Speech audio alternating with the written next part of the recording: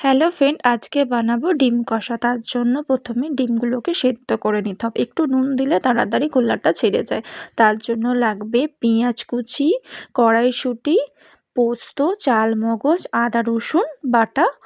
এবারে ডিমগুলোর গায়ে হলুদ মাখিয়ে ডিমগুলো লাল লাল করে ভেজে নিতে হবে। তারপরে কড়াতে তেল দিতে হবে। তেলটা গরম হওয়ার পরে গোটা শুকনো লঙ্কা আর গোটা জিরে ফোড়ন দিতে হবে। তারপরে আদা রসুন পেঁয়াজ বাটাটা দিয়ে দিতে হবে।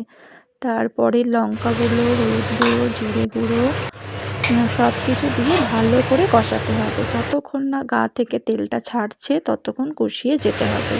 তারপরে কড়াইশুঁটিটা যেটা ছিল তার মধ্যে দিয়ে দিতে হবে, দিয়ে ভালো করে কষাতে হবে। কষিয়ে কষিয়ে কষিয়ে কষিয়ে যখন দেখে তেল ছেড়ে যাচ্ছে তখন জল দিয়ে দিতে হবে।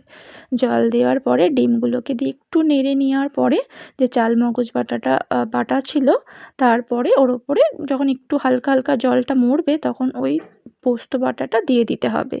দেওয়ার পরে যখন শুকনো শুকনো হয়ে যাবে তারপর ধনে ভাজা কুচিয়ে দিলে রেডি ডিমের কারি।